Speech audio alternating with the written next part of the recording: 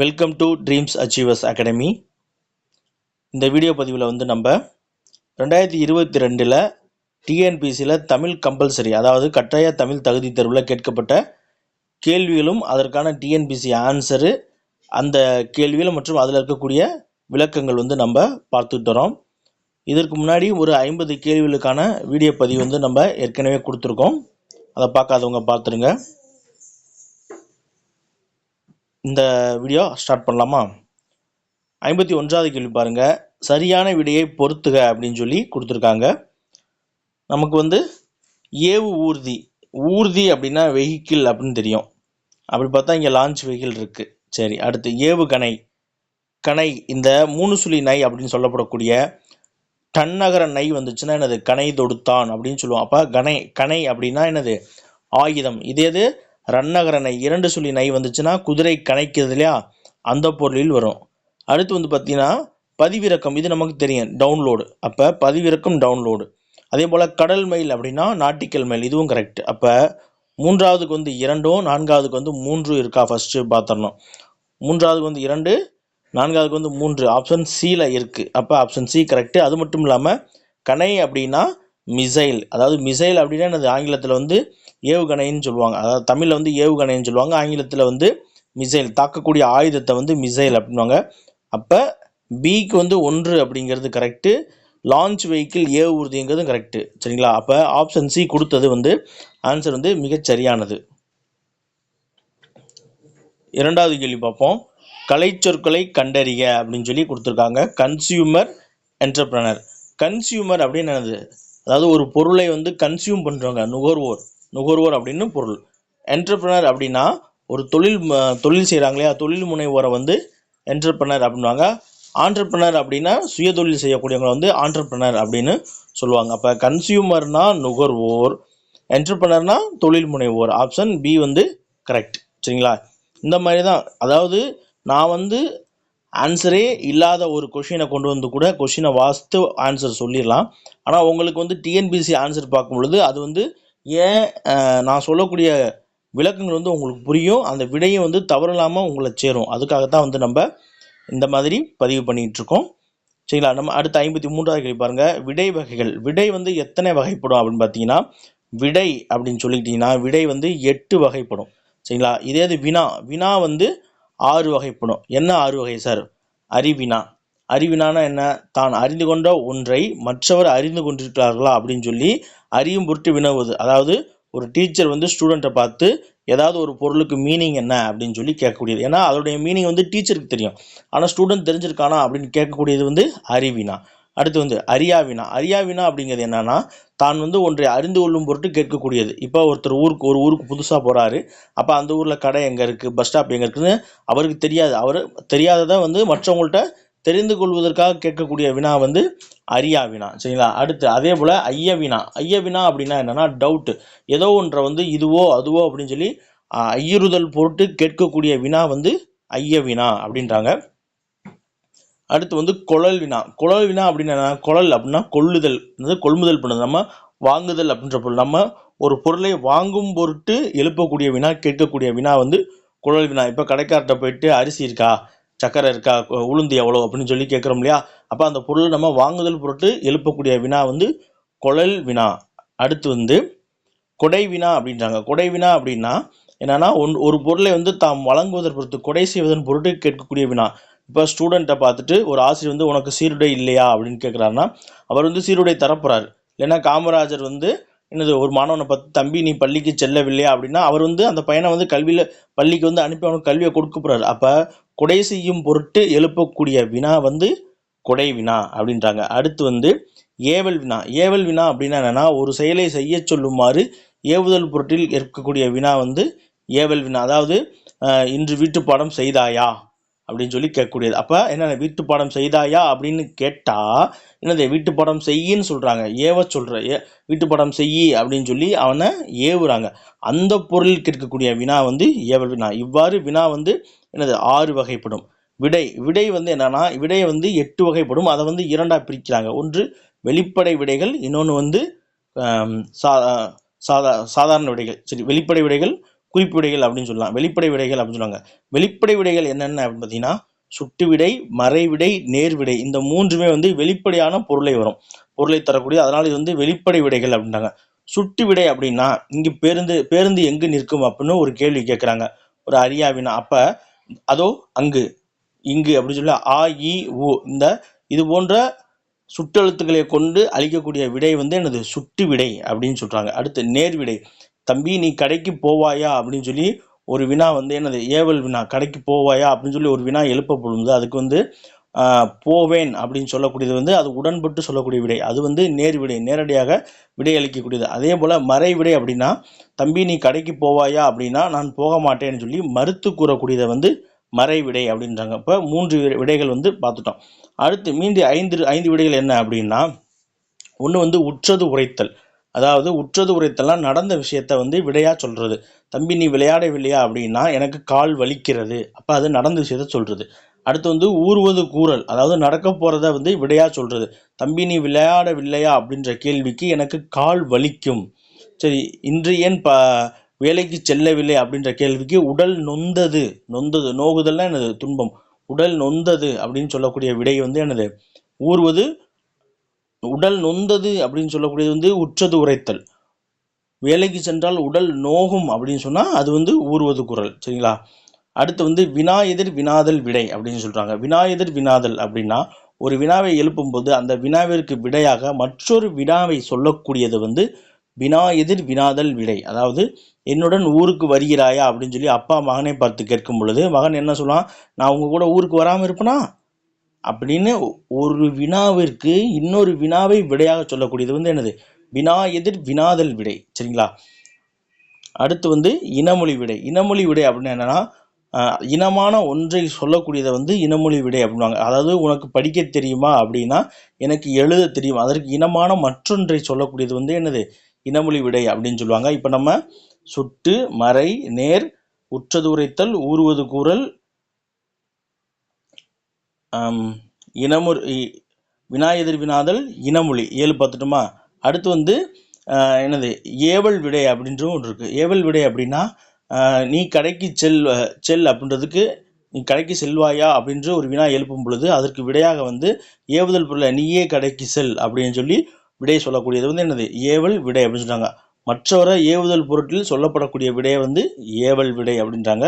இவ்வாறு விடை வந்து 8 வகையும் வினா வந்து 6 வகையும் படும். இது வந்து நன்னூலார் சொல்லியிருக்காரு. சரிங்களா? இப்போ இந்த அடிப்படையில் நீ படிக்கவில்லையா அப்படின்ற கேள்விக்கு தலை வலிக்கும் நடந்த விஷயத்த சொல்றாங்க, நடக்க போற விஷயத்த சொல்றாங்க. தலை வலிக்கும் அப்படின்னா என்னது ஊறுவது கூறல். இதே தலை வலிக்கிறது அப்படின்னா உற்றது உரைத்தல். சரிங்களா?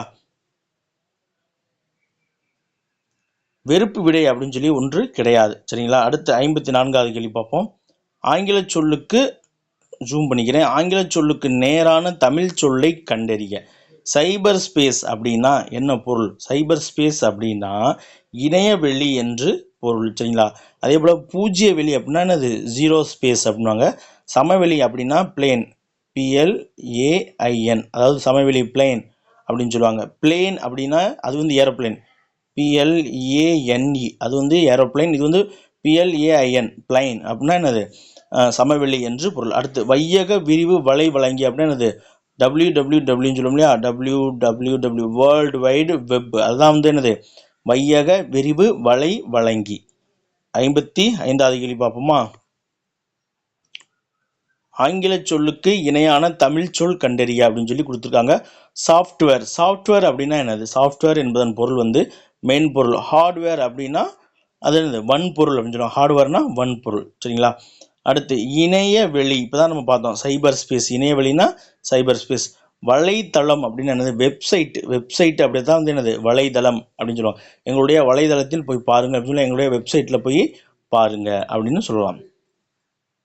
அடுத்து 56வது கேள்வி பார்ப்போமா?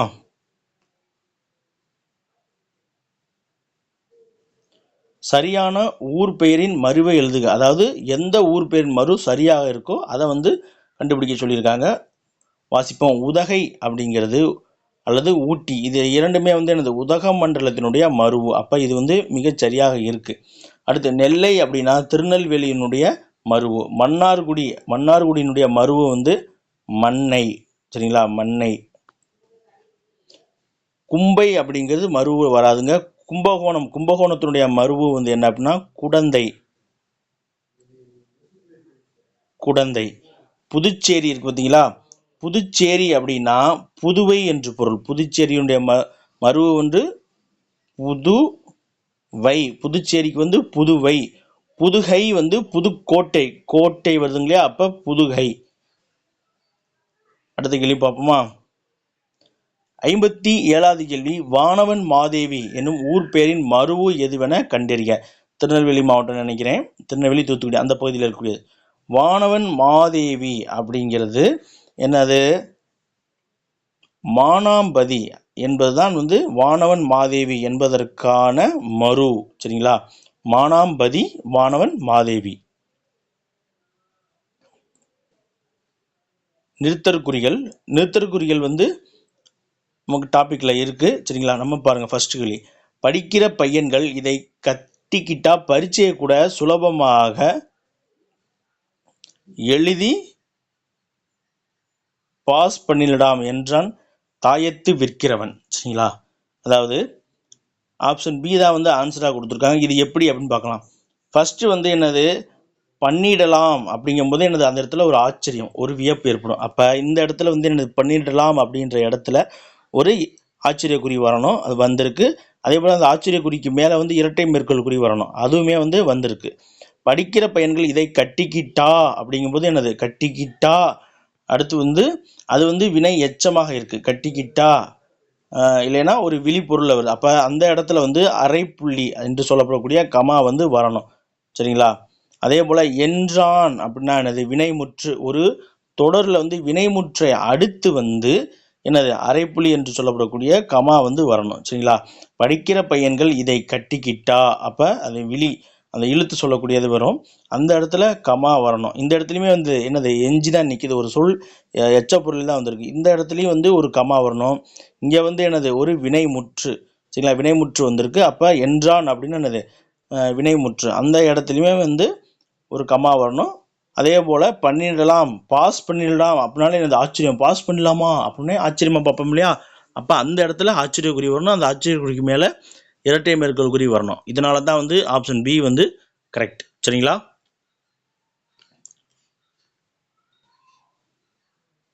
59வது கேள்வி பாருங்க. இதுவுமே வந்து என்னது, நிறுத்தற்குறிகள் பெற்றுள்ளதை கண்டுபிடிக்க சொல்லியிருக்காங்க. சரியான நிறுத்தற்குறி, அதாவது வீட்டிற்கு வருபவர்களை. அப்போ பொதுவாகவே நம்ம என்ன சொன்னோம், வீட்டிற்கு வருபவர்களை ஒரு தொடரில் வந்து வேறுபடுத்து, வீட்டிற்கு வருபவர்களை. அப்போ ஐ அப்படிங்கிற வேற்றுமை உறுப்பு வந்திருக்கு, அந்த இடத்துல ஒரு கமா சரிங்களா வரணும், வந்துருச்சு. அடுத்து வந்து ஒன்றை அந்த தொடரில் வந்து எதை வந்து முக்கியமாக குறிப்பிட்றாங்களோ அந்த இடத்துல வந்து ஒற்றை மேற்கோள் குறி வரணும். வாங்க வாங்க இரட்டை, அதாவது அடுக்கு தொடர் பார்த்தீங்களா, வாங்க வாங்க, அந்த அடுக்கு தொடரை அடுத்து ஒரு கமா, உட்காருங்க அம்மா வந்துடுவாங்க. இங்கே சொல்லப்பட்டிருக்கிறது என்னன்னா, வாங்க வாங்க உட்காருங்க அம்மா வந்துடுவாங்க. அப்போ அங்கே மேலே வந்து ஒரு ஒற்றை மேற்கோள் குறி வரணும், அதுவுமே வந்து என்னது வந்திருக்கு. இப்போ இந்த அடுக்கு தொடரை அடுத்து வந்து ஒரு கமா வரணும், அரைப்புள்ளி வந்துருச்சு. இப்போ வாங்க வாங்க உட்காருங்க அம்மா வந்துடுவாங்க, இந்த ரெண்டுமே வந்து தனித்தனி தொடர். அதனால் வந்து இரண்டையும் வேறுபடுத்த செமிகோலன் என்று சொல்லப்படக்கூடிய முக்கார் புள்ளி வரணும். சரிங்களா, வாங்க வாங்க உட்காருங்க இதோட முடியுது. அடுத்து இதை வேறுபடுத்துறதுக்கு அடுத்த தொடர் எழுவுறதுக்கு அடுத்து எழுவாய் வரனால இங்கே அம்மா வந்துடுவாங்க. சரிங்களா, ஏன்னா இங்கே எழுவாய் வந்து அம்மா. அப்போ இந்த இடத்துல வந்து என்னது, அதுக்கு முன்னாடி ஒரு செமிகோலன் வரணும், அது வந்திருக்கு. அதனால தான் வந்து ஆப்ஷன் ஏ கரெக்ட். மற்ற இடத்துல அப்படி இருக்கா பாருங்களேன். அதாவது இதற்கு பார்த்தீங்கன்னா வீட்டிற்கு வருபவர்களே இங்கே கமா வந்திருக்கு, கரெக்டு. வாங்க வாங்க உட்காருங்க, அதாவது வாங்க வாங்க எனது அடுக்கு தொடரை அடுத்து தான் வந்து ஒரு கமா வரணும், உட்காருங்க அம்மா வந்துடுவாங்க. இங்கே எதை வந்து முக்கியமாக சொல்லியிருக்காங்க, அதுக்கு வந்து மேற்கோள் குறி போடணும், அதுவுமே போடாமல் இருக்குது. சரிங்களா, இங்கே வந்து வாங்க வாங்க மட்டும் சொல்லல, அம்மா வந்துடுவாங்க உட்காருங்களும் என்னது முக்கியமானதான், அதுக்கும் போடாமல் இருக்காங்க. இதனால தான் வந்து option C, D and B வந்து தவறு. 60வது கேள்வி பார்ப்போமா. சரியான எழுத்து வழக்கு சொல்லினை தேர்ந்தெடுத்து எழுது அப்படின்னு சொல்லி கொடுத்துருக்காங்க. எழுத்து வழக்கு சொல் வாசித்து பார்த்தாலே நமக்கு தெரிஞ்சிடும். பதில் சொல்லுச்சு அப்படின்னா, பதில் சொல்லுச்சுன்னா ஆடு மாடா சொல்லும். சரிங்களா, சொல்லுச்சு அக்ரிணை பொருளில் வந்திருக்கு, அப்போ அது வந்து வராது. இது வந்து பேச்சு வழக்கில் நம்ம பயன்படுத்தோம், ஆனால் எழுத்து வழக்கில் பயன்படுத்தக்கூடாது. அம்மா சொல்லுச்சு, அக்கா சொல்லுச்சு அப்படின்னு சொல்லி பயன்படுத்தோம், ஆனால் எழுத்து வழக்கில் வரக்கூடாது. அதே போல் பதில் சொன்னியா, சொன்னியா அப்படிங்கிற வார்த்தை வந்து இங்கே பேச்சு வழக்கில் இருக்குது. அப்போ இதுவுமே கிடையாது. அதே போல் சொல்லிக்கினியா அப்படிங்கிறது சென்னை பகுதியில் பேசக்கூடிய ஒரு பேச்சு வழக்கு. பதில் சொல் அப்படிங்கிறது தான் வந்து என்னது மிகச் சரியான விடை. 61வது கேள்வி பாருங்க. பேச்சு வழக்கு, எழுத்து வழக்கு சரியானதை தேர்ந்தெடுக்க சொல்லியிருக்காங்க. ஆப்ஷன் ஏ வாசிச்சு பாருங்க. மணி நேற்று பள்ளிக்கு வந்தியா. அப்போ இந்த தொடரில் இந்த வந்தியா அப்படிங்கிற சொல் வந்து பேச்சு வழக்காக இருக்குது. அப்போ இது வந்து தவறாக இருக்குது. அதே போல் மணி நேற்று பள்ளிக்கு வந்திட்டியா, வந்திட்டியாங்கிறதும் என்னது இதுவும் வந்து ஒரு பேச்சு வழக்கு தான். வந்திட்டியான்னா இப்போ நிகழ்காலத்தில் கேட்போம், என்னடா ஸ்கூலுக்கு வந்துட்டியா இன்னைக்கு அப்படின்ற மாதிரி. இப்போ நேருக்கு நேர் பார்க்கும்பொழுது, சந்திக்கும் பொழுது கேட்கக்கூடிய ஒரு பேச்சு வழக்கில் வரும். அதே போல் வந்தியா அப்படிங்கிறது நேர்த்திக்கு வந்து ஒருத்தன் வரல, ஆனால் இன்றைக்கு பார்க்கும் பொழுது அவனை கேட்குறான், அவனுக்கு தெரியாததை வந்து கேட்கக்கூடியதில் வந்தியா அப்படின்ற வார்த்தை பயன்படுத்தும். அதே போல் இதை வந்து எப்படி கேட்கணும் அப்படின்னா, இந்த வந்தியா, வந்திட்டியா, வந்திக்கின அப்படின்னு என்னது வந்திருக்கேன் அப்படின்ற மாதிரி ஒரு பொருளில் வரும். இதை எப்படி கேட்கணும் அப்படின்னா, இந்த வார்த்தையை வந்தாயா அப்படிங்கிறது தான் சரியான கேள்வி. சரி, அதாவது அவருக்கு தெரியாது, ஒருவனை பார்த்து கேட்குறாரு, நீ நேற்று பள்ளிக்கு வந்தாயா அப்படிங்கிறது தான் மிகச்சரியான விடை. வந்தியா, வந்திட்டியா, வந்திக்கின இது எல்லாமே வந்து என்னது பேச்சு வழக்கு. வந்தாயா அப்படிங்கிறது மட்டும்தான் வந்து இங்கே எழுத்து வழக்கு. அதனால தான் வந்து என்னது அது சரியானது, ஆப்ஷன் சி. 62வது கேள்வி பாருங்க. ஒரு முக்கியமான கேள்விதான். சரியான ஆண்பால் பெயருடன் பெண்பால் பெயரை வந்து பொருத்த சொல்லியிருக்காங்க. அதாவது விலங்குகள் கொடுத்துருக்காங்க, அதனுடைய ஆண்பால் பெயரும் அந்த விலங்குடைய பெண்பால் பெயரையும் வந்து பொருத்தணும். சரிங்களா? இப்போ நம்ம பொருத்தி பார்த்துடலாமா? எருது அப்படின்னா நமக்கு தெரியும். எருது அப்படின்னா என்னது? காளை மாடு, ஏறு, எருது. சரிங்களா? அப்போ காளை மாடு, எருது இது எல்லாமே வந்து என்னது ஆண். அப்போ அதற்கு எதிர்பாலினம் வந்து என்ன அப்படின்னா பசு. அப்புறம் களிறு அப்படின்னா ஆண் யானையை குறிக்கக்கூடியது, அதற்கு பெண் யானை வந்து பிடி. களை அப்படின்னா ஆண் மானை குறிக்கக்கூடியது, கலைமான். அதற்கு எதிர்பாலினம் வந்து பிணை அப்படிங்கிறது பெண் மானை குறிக்கக்கூடியது. கடுவன் அப்படிங்கிறது குரங்கையை குறிக்கும், நாயை குறிக்கும், பூனையை குறிக்கும். இதெல்லாமே வந்து கடுவன் அப்படிங்கிறது பொதுவான பெயர். இந்த இடத்துல இங்கே பார்த்தா மந்தின்னு இருக்குது. மந்தி அப்படிங்கிறது என்னன்னா பெண் குரங்கையை குறிக்கக்கூடியது. அப்போ கடுவன் அப்படின்னா ஆண் குரங்கு, மந்தி அப்படின்னா பெண் குரங்கு. அந்த அடிப்படையில் பார்த்தோம்னா 3, 1, 4, 2 3, 1, 4, 2 எங்கே இருக்குது? ஆப்ஷன் சியில் தான் இருக்குது மிகச் சரியான விடை. சரிங்களா? இது வந்து என்கிட்ட ஒரு இருக்குது. சரிங்களா? அதாவது விலங்குகளுடைய ஆண் பாலினத்துக்கு பெயர் என்ன, பெண் பாலினத்துக்கு பெயர் என்ன, அதை நான் வந்து உங்களுக்கு ஒரு தனி வீடியோவாக கண்டிப்பாக போடுறேன். ரொம்ப யூஸ்ஃபுல்லாக இருக்கும். இதை வந்து எதிர்ச்சொல்ல கூட கேட்கலாம் இல்லையா? எப்படி வேணாலும் நம்ம கேள்விகள் எதிர்பார்க்கலாம். சரிங்களா? அடுத்த கேள்வி பாருங்க. 63வது கேள்வி. ஒரு தொடரில் இரு வினைகளை அமைத்து எழுதுக. அதாவது ஒரு முழு தொடர் கொடுத்துருப்பாங்க, அதில் 2 வினைகள் வந்து கொடுத்துருப்பாங்க. அந்த பொருந்தக்கூடிய 2 வினைகளை வந்து சரியான இடத்தில் வந்து அமைத்து எழுதணும். அதன் அடிப்படையில் வந்து முதல் வரக்கூடிய வினை, இரண்டாவது வரக்கூடிய வினைன்னு சொல்லி நம்ம தேர்ந்தெடுக்கணும். வாசிக்கிறேன் கேளுங்க. மழை காற்று வீசியதால் பூவின் இதழ்கள் டேஸ். அடுத்து இங்கே பார்த்தீங்களா செமிகோலன் வந்திருக்கா? இது ஒரு தொடரில் இது ஒன்று வேறுபடுது, இது ஒன்று வேறுபடுது, இது ஒன்று வேறுபடுது, இது ஒன்று வேறுபடுது, இது இரண்டு கடையில் என்னது முக்கார் புள்ளி வந்திருக்கு. சரிங்களா? இதை வச்சு தான் நம்ம புரிஞ்சுக்கணும். மழை காற்று வீசியதால் பூவின் இதழ்கள், இதழ்கள் என்ன பண்ணும்? இதழ்கள்ங்கிறது இந்த இடத்துல பன்மை. அப்போ அங்கே முடியக்கூடிய அந்த வினை வந்து எப்படி இருக்கணும்? பன்மையில் தான் இருக்கணும், ஒருமையில் இருக்கக்கூடாது. அதே போல் இங்கே மயில் அப்படிங்கிறது வந்து என்னது? மயில் அப்படிங்கிறது இங்கே ஒருமையில் இருக்குது. அப்போ வரக்கூடிய வினையும் வந்து என்னது? ஒருமையில் வரணும். இந்த இடத்துலையே நம்ம ஒருமை பன்மையை ஓரளவுக்கு தெரிஞ்சிச்சு. அதாவது இங்கே இருக்கக்கூடிய அந்த கொடுக்கப்பட்டுள்ள எழுவாயின்னு கூட வச்சுக்கலாம். பூவின் இதழ்கள் அப்படிங்கிறத இந்த இடத்துல எழுவாய். சரிங்களா? அப்போ இந்த எழுவாய் வந்து பன்மையில் இருந்தால் முடியக்கூடிய பயனிலையும் வந்து என்னது?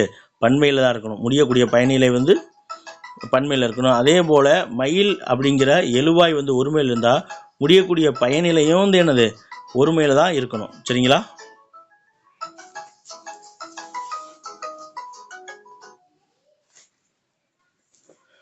அப்படி பார்த்தோம்னா மழை காற்று வீசியதால் பூவின் இதழ்கள் விரிந்தன, அது வந்து பன்மை. அடுத்து மயில் தோகையை விரித்தது என்பதுதான் வந்து என்னது மிகச்சரி, ஆப்ஷன் சி. ஏன்னா பூவின் இதழ்கள் சேருமா, சேராது, எப்பவுமே மொட்டு விரியும். அடுத்து பூவின் இதழ்கள் குவிந்து இருக்கும், பூவின் இதழ்கள் குவிந்து இருக்கும், ஆனால் மழை காற்று வீசியதால் வந்து குவியுமா, கிடையாது. அதே போல் மயில் தோகையை குவித்து வச்சிருக்குமா, குவித்து வச்சிருக்காது. மயில் தோகையை வந்து என்னது விரிச்சிருக்கும், அவ்வளோதான். சரிங்களா? அதே போல் பொருந்துங்கிறதும் வராது. 64வது கேள்வி பாருங்க. பொருத்தமான காலம் கண்டறிக அப்படின்னு சொல்லி கொடுத்துருக்காங்க. அதாவது காலம், வீட்டிலேயே இருந்தேன், இருந்தேன் அப்படிங்கிறது என்ன அப்படின்னா, நான் வீட்டில் இருந்தேன், அது வந்து இறந்த காலத்தில் வரக்கூடியது. இங்கே எதிர்காலம் கொடுத்துருக்காங்க, வராது. நாளை வருவேன் அப்படிங்கிறது எதிர்காலம், இறந்த காலமாக கொடுத்துருக்காங்க, இதுவுமே வராது. அதே போல் வெற்றி பெற்றேன் என்பது வந்து இறந்த காலம், எதிர்காலமாக கொடுத்துருக்காங்க, இதுவுமே வந்து வராது. விளையாடுகின்றேன் அப்படிங்கிறது நிகழ்காலம், விளையாடுகிறேன், விளையாடுகின்றேன், இது எல்லாமே நிகழ்காலம். சரிங்களா? இதில் வந்து இந்த இருந்தேன், வருவேன், பெற்றேன், விளையாடுகின்றேன், இது எல்லாமே வந்து எனது வினை முற்று பெற்றதை நமக்கு சொல்லக்கூடியது. 65வது கேள்வி பார்ப்போம். பொருத்தமான காலத்தை வந்து அமைக்க சொல்லியிருக்காங்க. இதில் வந்து தவறான இணை, பொருத்தமான காலத்தில் எந்த இணை தவறாக இருக்குது அப்படிங்கிறதான் ஆன்சர். சரிங்களா? வாழ்வான் அப்படிங்கிறது என்னது, வாழ்வான் அப்படின்னா இனிமேல், எதிர்காலம், அப்போ இது சரியாக இருக்குது, இதை விட்டுருங்க. அடுத்து வீழ்கிறான் அப்படிங்கிறது நிகழ்காலம், இப்போ என் முன்னாடியே அவன் வீழ்கிறான், நிகழ்காலம், இதுவுமே சரியாக இருக்குது. ஆப்ஷன் டி பாருங்கள், வெல்வாள் அப்படிங்கிறது எதிர்காலம், இனிமேல் தான் வெல்ல போகிறான், இதுவுமே சரியாக இருக்குது. வருவாள் அப்படிங்கிறது எதிர்காலம், இனிமேல் அவள் வருவா அப்படிங்கிறது எதிர்காலம், ஆனால் நிகழ்காலம் கொடுத்துருக்காங்க, அதன் காரணமாக ஆப்ஷன் சி தான் வந்து என்னது சரியான விடை. 66வது கேள்வி பாருங்க. வினா எழுத்துக்களை தேர்ந்தெடு. வினா எழுத்துக்கள் வந்து எத்தனை மொத்தம் அப்படின்னு பார்த்தீங்கன்னு வச்சுக்கோங்களேன். வினா எழுத்துக்கள் என்னென்ன அப்படின்னா ஏ, யா, ஆ, இது மட்டும்தானா அப்படின்னு பார்த்தீங்கன்னா கிடையாது. ஏ, யா, ஆ, அதற்கப்புறம் ஓ, அதற்கப்புறம் ஏ. சரிங்களா? இது 5ம் சேர்ந்தது தான் வந்து என்னது வினா எழுத்து. வினா எழுத்து வந்து 2 வகைப்படும். ஒன்று அகவினா, இன்னொன்று வந்து புறவினா. அகவினா அப்படின்னா என்னன்னா, சொல்லின் ஒரு சொல்லின் அகத்தே, சொல்லுக்கு உள்ளேயே இருந்து வினாவை எழுப்பக்கூடியது வந்து அகவினா. சரிங்களா? இப்போ என்ன அப்படின்ற ஒரு சொல் இருக்கு, என்ன அப்படிங்கிறது வினா சொல்லா, இதில் வந்து வினா எழுத்து வந்து ஏ, இது வந்து சொல்லுக்கு உள்ளே இருக்குது. இதில் வந்து இந்த வினா எழுத்து ஆகிய ஏவை எடுத்துட்டோம்னா இந்த இன்னக்கு வந்து எந்த பொருளும் இல்லை. அப்போ சொல்லுக்கு உள்ளே இருந்து வினாவை எழுப்பக்கூடிய வினா வந்து அகவினா. சரிங்களா? இது வந்து அகவினா. அடுத்து புறவினானா என்னன்னு கேட்டிங்கன்னா, அவன், அவனா, அவனா அப்படின்னு சொல்லி ஒரு கேள்வி கேட்குறோம்.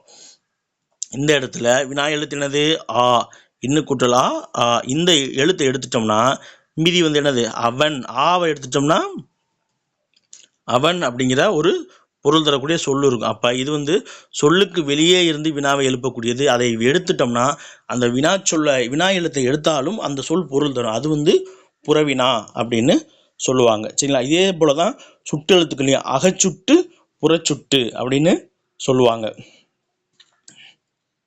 சரிங்களா? அதே போல் இன்னொன்று இருக்குது, என்னன்னா சொல்லின் முதலில் வரக்கூடிய வினா எழுத்து, சொல்லில் இறுதியில் வரக்கூடிய வினா எழுத்து, அப்புறம் சொல்லின் முதலிலும் இறுதியிலும் வரக்கூடிய வினா எழுத்து அப்படின்னு சொல்லி இருக்குது. இப்போ நம்ம அதையும் பார்த்தரலாம்.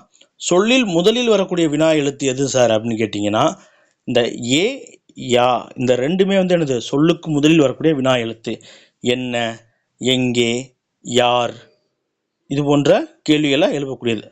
அடுத்து சொல்லின் இறுதியில் வரக்கூடிய வினா எழுத்து என்ன அப்படின்னு பார்த்தீங்கன்னா இந்த ஓ, ஆ, அதுவோ, உனக்கு தெரியுமோ, உனக்கு தெரியுமா, அவன்தான் என உனக்கு தெரியுமா.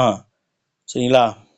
அவன்தான், ஆன், ஆ வருதா, அவன்தான், அது வேற அழுத்த பொருளில் வரும். இது வந்து அவனோ, அதுவோ, உனக்கு தெரியுமோ, உனக்கு தெரியுமா அப்படின்னு சொல்லி அது வந்து இறுதியில் வரக்கூடியது, இது வந்து இறுதியில் வரக்கூடியது. அதே போல் ஏ அப்படிங்கிற சொல் வந்து சொல்லின் இறுதியிலும் சொல்லின் முதலிலும் வரக்கூடியது. ஏன் அப்படின்னு சொல்லி வரும். அடுத்து அவனே, அதுவே அப்படின்னு, அவனே அப்படின்னு, அதுவே அப்படின்ற பொருளை ஏ வந்து சொல்லின் இறுதியிலும் முதலிலும் வந்து வரக்கூடிய வினா எழுத்து. சரிங்களா? 67வது கேள்வி பார்ப்போம். கீழ்காணும் விடைக்கு பொருந்தாத வினா சொல்லை தேர்ந்தெடு. அதாவது கொடுக்கப்பட்ட விடைக்கு பொருந்தாத வினாச்சொல் எது அப்படின்னு சொல்லி கேட்டிருக்காங்க. வாசிச்சு பார்ப்போம். பாட்டுக்கொரு புலவன் என பாராட்டப்பட்டவர் பாரதியார். இப்போ இங்கே இருக்கக்கூடிய வினாச்சொல்லாம் பார்ப்போம். யாருங்கிறத இந்த இடத்துல பொருத்தணும்னா, பாட்டுக்கொரு புலவன் என பாராட்டப்பட்டவர் யார் அப்படின்னு சொல்லி வினா எழுப்பலாம். அப்போ இது வரும், பொருந்தக்கூடியது. அடுத்து எப்படி அப்படின்ற ஒரு வினாச்சொல் இருக்கு. பாரதியார் எப்படி பாராட்டப்பட்டார் அப்படின்னாலும் வினா வரும். பாரதியார் பாட்டுக்கொரு புலவன் என பாராட்டப்பட்டார். அப்போ எப்படிங்கிறதும் பொருந்தி வரக்கூடியது. அடுத்து எவ்வாறு அப்படிங்கிறதும் பாரதியார் எவ்வாறு பாராட்டப்பெற்றார் அப்படின்ற கேள்வி எழுப்பினாலும் பொருந்தி வரும். பாரதியார் ஏன் பாராட்டப்பெற்றார் அப்படின்னு சொல்லி வராது. இப்போ இதுதான் என்னது பொருந்தாத ஒரு வினாச்சொல். 68வது கேள்வி பார்ப்போம். தவறான இணைப்புச்சொல் இடம்பெற்றுள்ள வாக்கியத்தை கண்டறிய. அதாவது இணைப்புச்சொல் பார்த்தீங்கன்னா, இப்போ முதல் ஸ்டேட்மெண்ட் பாருங்களே, அதிக அளவில் மரங்களை வளர்ப்போம், ஆகையால் மரங்கள் தான் மழைக்கு அடிப்படை. இந்த இடத்துல இதுதான் தவறானது அப்படின்னு சொல்லியிருக்காங்க. ஆகையால் எப்படி சார் தவறு அப்படின்னு கேட்டிங்கன்னா, அதாவது அதிக அளவில் மரங்களை வளர்ப்போம் ஒரு விஷயத்தை நமக்கு ஏவுதல் பொருளை சொல்லுது. அதற்கப்புறம் அதனுக்கான அதனால் விளையக்கூடிய பயனை சொல்லுது. சரிங்களா? அதாவது மரங்களை வளர்ப்போம், அந்த மரங்களால் விளையக்கூடிய பயனை சொல்லுது. அப்படி சொல்லும் பொழுது ஏனெனில் அப்படிங்கிற வார்த்தை தான் வரணும். சரிங்களா? ஏனெனில் சரிங்களா? இதுவுமே என்னது ஒரு இணைப்பு சொல். அப்போ ஒரு ஏவுதல் பொருளில் ஒரு ஸ்டேட்மெண்ட்டை கொடுத்துட்டு அதனால் விளையக்கூடிய பயனை சொல்லுச்சுன்னா அதற்கு இடையில ஏனெனில் அப்படின்ற இணைப்பு சொல் வரணும். அடுத்து அப்போ அது வராமல் இங்கே ஆகையால் வந்திருக்கு. அதனால தான் இது சரி. நம்ம அடுத்த இணைப்பு சொல்களையும் பார்ப்போம். இங்கே பாருங்களே, நோய் தொற்று அதிகரித்து வருகிறது, அதனால் பள்ளிக்கு விடுமுறை. இது எப்படி சார் சரி? அதனால் கரெக்ட் ஆன்சர் அப்படின்னு கேட்டிங்கன்னா, ஏனெனில் வராதா அப்படின்னா நம்ம என்ன சொல்லியிருக்கோம்? அதிக அளவில் மரங்களை வளர்ப்போம், ஒரு செயலை நாம் செய்ய சொல்லி மக்கள்கிட்ட சொல்கிறோம், பரப்புகிறோம், ஒரு வினையை செய்ய சொல்கிறோம். இங்கே என்னது வினையை சொல்லலை, ஒரு நடந்துக்கிட்டு இருக்க ஒரு விஷயத்த, கரண்ட்டில் நோய் தொற்று அதிகரித்து வருது, கரண்ட்டில் நடந்துக்கிட்டு இருக்க ஒரு விஷயத்த சொல்லி அதனால் செய்ய போகிற விஷயத்தையும் சொல்கிறாங்க. இப்போ நிகழ்காலத்தில் நடக்கக்கூடிய ஒரு விஷயத்த சொல்லி எதிர்காலத்தில் அந்த விஷயத்தின் காரணமாக, அந்த நிகழ்வின் காரணமாக திரும்பி செய்யக்கூடிய வினையை சொல்கிறாங்க. பள்ளிக்கு அதனால் அந்த இடத்துல என்னது அதனால். இப்போ அதனால் வருதுங்களா, நோய் தொற்று அதிகரித்து வருகிறது, அதனால தான் பள்ளிக்கு விடுமுறை தர்றோம். ரீசனை இங்கே சொல்கிறாங்க. நடக்கக்கூடிய விஷயத்த சொல்லி அதுக்கான ரீசனை சொல்லும் பொழுது இடையில அதனால் வரணும். அதே போல் ஒரு செயலை செய்ய சொல்லி வேண்டுதல் பொருளையோ கட்டளை பொருளையோ அதனால் விளையக்கூடிய பயனை சொல்லும் பொழுது, அதனால் விளையக்கூடிய பயனை சொல்லும் பொழுது என்னது அந்த ரீசன் இங்கே பயனாக இருக்குது. சரிங்களா? ரீசன் பயனாக இருக்குது. இங்கே ரீசன் என்னது செயலாக இருக்குது. ஆப்ஷன் பியில் ரீசன் செயலாக இருக்குது, ஆப்ஷன் ஏல ரீசன் பயனாக இருக்குது. சரிங்களா? அப்படி செயலாக இருக்கும் பொழுது அந்த இடத்துல அதனால் வரணும். சரிங்களா? அடுத்து ஆப்ஷன் சி பாருங்க. எழிலன் மகிழுந்தில் பயணம் செய்வதை விரும்பாதவர், ஏனெனில் அவர் எளிமையை விரும்பியவர். அதாவது இந்த இடத்துலையுமே பாருங்களே, முதல்ல நம்ம ஏற்கனவே ஏனெனில் பார்த்துருக்கோம். ஏன்னா அதிக அளவில் மரங்களை வளர்ப்போம், ஏனெனில் மரங்கள் தான் மழைக்கு அடிப்படை. சார் இந்த இடத்துல அப்போ என்ன சொன்னீங்க? ஒருத்தர் ஒரு பொருளை வேண்டுதல் பொருளை அடுத்து அதனால் விளையக்கூடிய பயனை சொல்கிறதுனால ஏனெனில் வரும்னு சொன்னீங்க சார். இங்கே அப்படி எதுவுமே இல்லையே அப்படின்னு கேட்டிங்கன்னா, இதுவும் இன்னொரு ரூல் தான். அதாவது ஒருத்தருடைய குணத்தை சொல்லி என்னது ஒருத்தருடைய செயலை சொல்லி பின்னாளில் அதற்கு காரணமான அவருடைய குணத்தை சொல்லும் பொழுதும் ஏனெனில் வரணும். சரிங்களா? இது ஒன்று ஞாபகம். அப்போ எளியன் மகிழ்ந்தில் பயணம் செய்வதை விரும்பாதவர், அவன் அந்த விஷயத்தை செய்ய மாட்டான். ஒருத்தன் ஒரு விஷயத்தை செய்ய மாட்டான், ஏன்னா அவன் இப்படிப்பட்டவன். அவனுடைய கேரக்டரை சொல்லும் பொழுது ஏனெனில் வரணும். அவன் செய்யாத ஒன்றை சொல்லி அதன் காரணமாக அவனுடைய குணத்தை பற்றி சொல்லும் பொழுதும் இடையில் என்னது ஏனெனில் அப்படின்ற வார்த்தை பயன்படுத்தணும். அடுத்து ஆப்ஷன் டி பாருங்க. கடலோர மாவட்டங்களில் மழை பெய்து வருகிறது, மேலும் 2 நாட்கள் மழை நீடிக்கும் என வானிலை ஆய்வு மையம் அறிவிப்பு. இந்த இடத்துல கடலோர மாவட்டங்களில் மழை பெய்து வருகிறது, எனவே 2 நாட்கள் மழை நீடிக்கும் என வானிலை ஆய்வு மையம் அறிவிப்பு அப்படின்னு வந்தாலும் கரெக்டு தானே சார் அப்படின்னு சொல்லி கேட்டிங்கன்னா அப்படியும் வரக்கூடாது. ஏன்னா இந்த ஆப்ஷன் டியை வாசிச்சு வரல. இது இப்போ கரண்ட்டில் நடந்துட்டு இருக்கிறது தொடர்ச்சியாகவே அப்படியே நடக்கும்.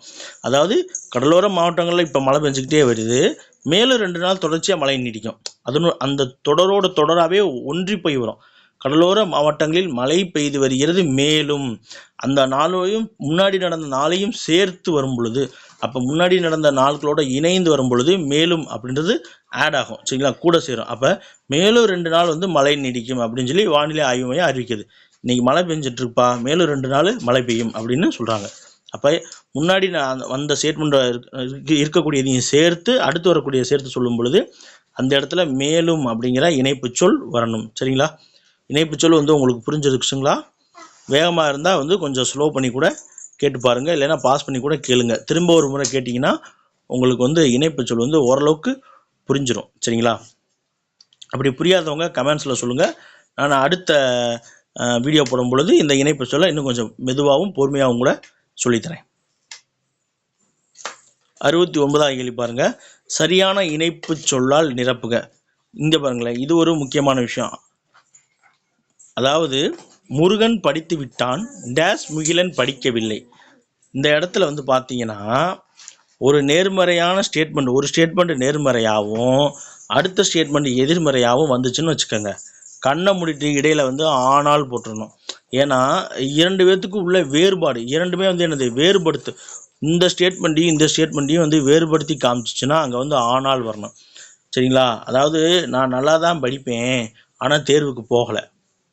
இப்போ நான் நல்லா படித்தேன் அப்படிங்கிறது எனது நேர்மறையான பாசிட்டிவ் ஸ்டேட்மெண்ட்டு, தேர்வுக்கு போகவில்லை அப்படிங்கிறது நெகட்டிவ் ஸ்டேட்மெண்ட்டு. அப்போ இன்பிட்வீனில் நான் நல்லா தான் படித்தேன் ஆனால் எக்ஸாமில் ஃபெயில் ஆகிட்டேன் அப்படின்னு சொல்லுவோம் இல்லையா?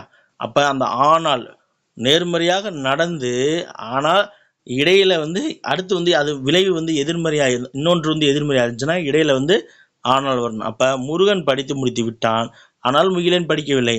அப்பா அலுவலகத்திலிருந்து வந்து விட்டார் ஆனால் அவன் மகன் இன்றும் பள்ளியிலிருந்து வரவில்லை. அப்போ இடையில வந்து ஆனால் வரணும். சரிங்களா, ஆனால் ஏனெனில் வராது, அதனால் வராது, ஆகையாலும் வராது. அதனால் வந்து நம்ம ஏற்கனவே பார்த்துருக்கோம். சரிங்களா,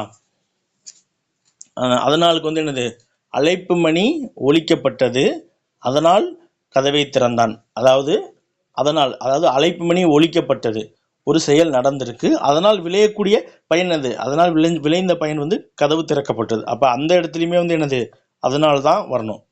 ஏற்கனவே நம்ம அதனாலுக்கு 2 பார்த்துருப்போம். சரிங்களா, திரும்பவும் கூட பார்த்துடலாமா? சரி, வேணாம், அடுத்த கிளாஸில் பார்த்துடலாம். 70வது கேள்வி பாருங்க, ஆட்சியாளர் இச்சொல்லின் தொழிற்பெயர் விகுதி கண்டறிக அப்படின்னு சொல்லி கொடுத்துருக்காங்க. ஆட்சியாளர் அப்படிங்கிற சொல்லினுடைய முதல்ல இலக்கண குறிப்பு என்ன அப்படின்னு சொல்லி நம்ம புரிஞ்சுக்கணும். ஆட்சியாளர் அப்படின்னா ஆட்சி செய்யக்கூடிய ஆளர், நபர். சரிங்களா, அப்போ அது வந்து என்னது, வினையை செய்பவர், வினையாள் அணையும் பெயர். அப்போ ஆட்சியாளர் அப்படிங்கிறது என்ன அப்படின்னு கேட்டிங்கன்னா இந்த சொல் வந்து ஒரு வினையாள் அணையும் பெயர். அப்போ இதில் வந்து நம்ம தொழிற்பெயரை முதல் கண்டுபிடிக்கணும். ஆட்சியாளர் அப்படிங்கிறதுனுடைய தொழிற்பெயர் என்ன அப்படின்னா ஆட்சி. ஆட்சி அப்படிங்கிறது தொழிற்பெயர். சரிங்களா, சரி, இதனுடைய வேர்ச்சொல் என்ன சார்? ஆட்சிங்கிறது வேர்ச்சொல் வராதா அப்படின்னு கேட்டிங்கன்னா ஆட்சியாளர் என்பதனுடைய வேர்ச்சொல் என்ன அப்படின்னு கேட்டிங்கன்னா ஆள். ஆள் அப்படிங்கிறது தான் வேர்ச்சொல். அதுல இருந்து தான் ஆட்சி என்று சொல்லப்படக்கூடிய தொழிற்பெயர் வருது. சரிங்களா, இப்ப பார்த்துடலாம். அதாவது தொழிற்பெயர் விகுதி நமக்கு அல் தல் தெரியும். வேற என்ன இருக்கு? அல், தல், அம், டு, கை, சி. அப்ப அந்த சீல வந்து இங்க வருது. அப்ப இது வந்து தொழிற்பெயர் வந்து கன்ஃபார்ம் ஆயிடுச்சு. இன்னொரு சொல் எடுத்துக்கிட்டு வந்து காட்சி அப்படின்னு சொல்றோம். காட்சிங்கிறது ஒரு தொழிற்பெயர். இதனுடைய வேர்ச்சொல் என்னது? கான் அப்படின்னு சொல்லுவோம். கான். அதாவது இந்த நகரம் வந்து இந்த டகரமாக இங்கே தெரியும். அதே போல இந்த லகரம் வந்து என்னது? இந்த டகரமாக தெரியும். இது நமக்கு தெரியும் இல்லையா? அந்த அடிப்படையில் தான் மாறி இருக்கு. அப்ப ஆட்சிங்கிறது தொழிற்பெயர். அப்ப இந்த இடத்துல தொழிற்பெயருடைய விகுதி என்ன அப்படின்னா சி தான். ஆட்சிங்கிறதுல விகுதி வந்து என்னது? ஆள் கூட்டல் சி அப்படின்னு தான் பிரிப்போம். ஆட்சியை எப்படி பிரிப்போம்? ஆட்சிங்கிறது ஆள் கூட்டல் இச்சு கூட்டல் இ. அப்போ ஆட்சின்னு பிரிப்போம். இது ரெண்டும் சேர்ந்தா சி ஆயிரும். அப்போ ஆப்ஷன் டி தான் கரெக்ட். சரிங்களா, இப்போ இதை அடுத்து வரக்கூடிய இந்த லகரம் வந்து என்ன மாறும்? டகரமாக மாறும். சரிங்களா, அடுத்த கேள்வி பார்ப்போம். அடைப்புக்குள் உள்ள சொல்லை தொடருக்கு ஏற்றவாறு மாற்றுக அப்படின்னு சொல்லி கொடுத்துருக்காங்க. கபிலர் திறமையானவர் என்று குமரன் தெரியும். அதாவது டேஸ், அதாவது அப்ப நமக்கு தெரிஞ்சு இந்த இடத்துல என்னது? 4ஆம் வேற்றுமை உறுப்பு வெளிப்பட்டு வரும்பொழுதுதான் இந்த தொடர் வந்து நிறைவடையும் தெரியும்.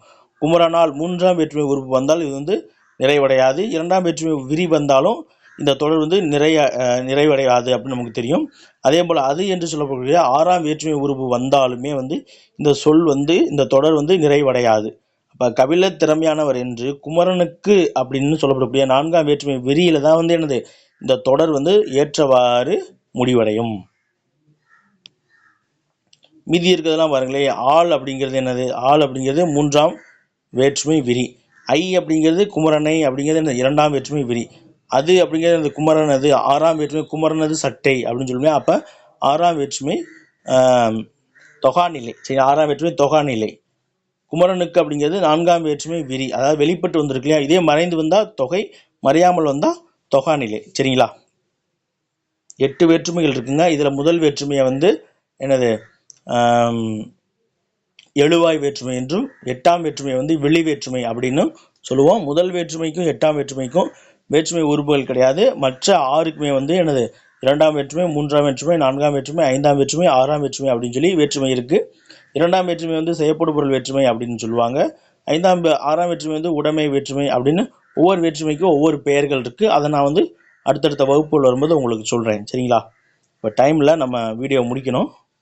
ஏன்னா ஃபஸ்ட்டு வீடியோ 50 மினிட்ஸ் போட்டேன், அதனால் வியூஸ் சரியாக போகல. அதனால் ஒரு 30 to 40 மினிட்ஸ்க்குள்ளே 25 கேள்வியாகவே நடத்திடலாம் அப்படின்னு சொல்லிட்டு தான். 72வது கேள்வி பாருங்கள். கடை என்பதன் சரியான இருபொருள் தருக. கடை அப்படின்னா என்ன பொருள் அப்படின்னா, ஒன்று இறுதி என்று பொருள். முதல் இடை கடை அப்படின்னு சொல்லி அப்போ கடை. இன்னொன்று வந்து அங்காடி அப்படின்ற பொருள். அப்போ இறுதி முடிவு இதெல்லாமே ஒரே பொருள் தரக்கூடியது. அப்போ முடிவு மற்றும் அங்காடி அப்படின்ற பொருள் தான் வந்து என்னது சரியானது. சரிங்களா? உடுக்கை அப்படின்னா என்ன பொருள்னா, உடுக்கைனா ஒன்று வந்து உடலில் அணியக்கூடியது. சரிங்களா? உடை இருக்குது, அதை வந்து உடுக்கை அப்படின்னு சொல்லுவாங்க. 73வது கேள்வி பாருங்க. ஆறு என்பதன் இருபொருள் தருக. ஆறு அப்படின்னா இதற்கு பல பொருள் இருக்கு. என்னது? வழி, அப்புறம் எண்களில் ஆறு, அப்புறம் நதி, இரு கரைகளுக்கு இடையில் ஓடக்கூடியது அப்படின்னு சொல்லுவோம். அப்போ இந்த இடத்துல என்ன வரும்? 16 அப்படிங்கிறது நம்பர் வராது. ஆனால் 6ங்கிறது 16 ஆகாது. அப்போ இது தப்பு. பாலாறுங்கிறது ஒரு ஆறு தான். தேனாறுங்கிறது இல்லாத ஒன்று. அப்போ இதுவுமே வராது. இது வந்து என்னது? இல்லாத ஒன்று தேனாறு. கண்ணாறுங்கிறதும் இல்லாத ஒன்று. கடையாறு இருக்கு, ஆனால் பொதுவான பேர். இது வந்து சிறப்பாக சொல்லுது. ஆனால் பொதுவாக என்னது? ஆறுனா நம்பர்ஸில் ஒன்று அன்று ஒரு ஓடக்கூடிய ஏதாவது ஒரு ஆறு. அப்போ எண்களில் ஒன்று காவிரி ஆறுங்கிறது தான் கரெக்டு. கண்ணாறு, கடையாறு, பாலாறு, ஆறு இருக்குதான், ஆனால் அதற்கு இன்னொரு பொருள் இல்லை. அதே போல் ஆறு அப்படின்னா என்னது? இன்னொன்று வழி என்றும் பொருள். ஆற்றுப்படுத்தல் நம்ம வழி அப்படின்னு சொல்லும் இல்லையா? வழி என்று ஒரு பொருள் இருக்கு. 74வது கேள்வி பார்ப்போமா? குறில் நெடில் மாற்றம். சரியான பொருள் வேறுபாடு அறிந்து தெரிவு செய்க அப்படின்னு சொல்லி கொடுத்துருக்காங்க. சிலை, சீலை. சிலை அப்படின்னா 2 பொருள் இருக்கு. ஒன்று வந்து வில், அதாவது கம்பர் எழுதியிருப்பார் இல்லையா? என்னது? ஏர் எழுபது, சிலை எழுபது, சரஸ்வதி அந்தாதி. அதில் வந்து சிலை எழுபது அப்படின்னு சொல்லப்படக்கூடிய நூல் வந்து எதுனா ராமனுடைய வில்லை பற்றி சொல்லக்கூடியது. அப்போ சிலை என்றால் வில் என்று பொருள். சிலை என்றால் வில் என்று பொருள் ஒன்று. இன்னொரு சிலை என்றால் சிற்பி வடிக்கக்கூடிய சிலை. கோயில் இருக்கும் இல்லையா? சிற்பம் என்று பொருள். அப்போ இந்த இடத்துல சிலைங்கிறது சிற்பம் இருக்கான்னு பாருங்க. இருக்கு. எங்க? வில்லு இருக்கா? வில்லுமே இருக்கு. அப்போ சிற்பி வராது, அம்பு வராது, ஒதுக்கி விட்டுறணும். மீதி 2 சிற்பமா வில்லா. அடுத்து சீலை. சீலை அப்படின்னா ஒன்று வந்து என்னது? துணி என்று பொருள். சீலைனா என்னது? திரைச்சீலை, உடை, துணி அப்படின்ற பொருள் தான். அப்போ அது மட்டும் எங்கே இருக்குது? 2. அப்போ ஆப்ஷன் 2 மட்டும் தான் கரெக்ட். அப்போ என்னது? Option B 2. அதுதான் வந்து மிகச் சரியான விடை.